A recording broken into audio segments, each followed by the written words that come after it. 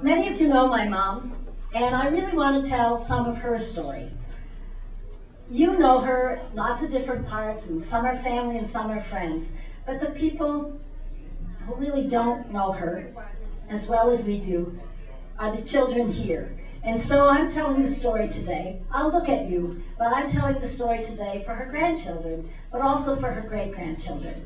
For Jonah, for Emily, for Sophie, and for Dylan. So, children. I did say you. So you need to know about your great-grandma.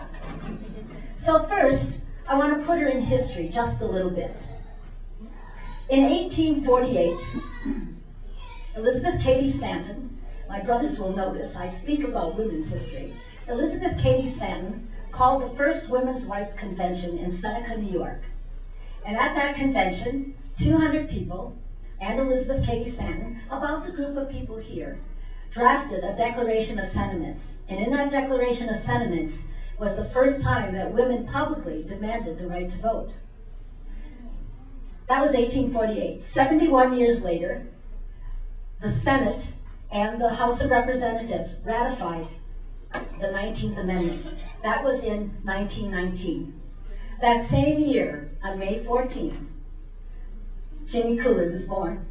For the people here, for our family and our friends, it's hard to know which event had the most impact. I vote for Mom's birth. May 14th, 1919.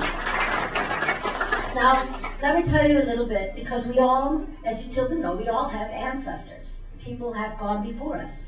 So, Catherine Durand was born in just after the Civil War.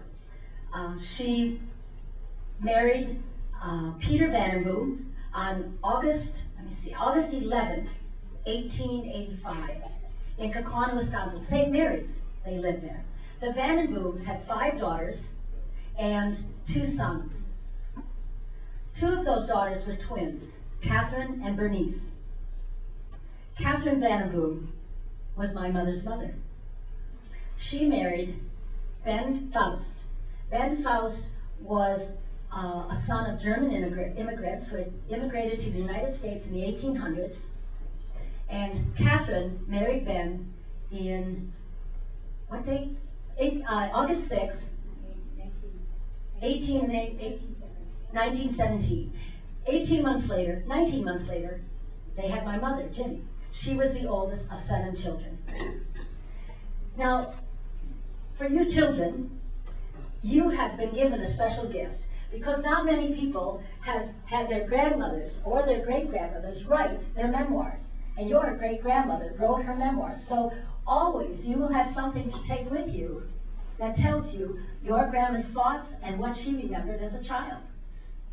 Now, I read those, how many people have read those memoirs? Many of them, many of you. And oh, the other thing I want to know, those Vandenbooms, they were farmers. How many of you in this room are related to the Vandenbooms? Yeah. So there's that generation here, the Vandenbooms and the Faust. That's where we come from. Now, she wrote the memoirs. One of the things that really struck me about the memoirs, and I know I was talking to Melanie, and I was talking to Scott. There's many of us who have favorite pieces of those memoirs, but this is one of my favorite pieces that touched me so much and moved me to tears. My mother writes about, she wrote about her father. Ben Faust was a well digger, and a prosperous well digger. What? Well driller. And a prosperous one. He had a good business, and he started when they were first married, and he was digging wells well into the 1920s, and then the Depression hit. He had drilled wells for lots of businesses. The businesses began to fold and go bankrupt. There wasn't as much work. He had drilled wells for farmers. There was still work there, but the farmers had no money. And he had allowed farmers to owe him money, knowing that farming is a season. Money comes in seasonally. It's not a steady income. So he would drill wells for people and then have them pay for the wells when their crops came in. But in the Depression, the crops failed, and and the farmers went bankrupt. He had no money. And all that thousands of dollars that was owed was lost. And he lost his well drilling business. He and my grandmother, by that time, had 6 children. And they worked wherever they could. They worked cleaning fish for restaurants. He would work in the WPA. Wherever he could get work, he worked. He was a hard-working man. He loved to play football. He was a dancer. He was athletic.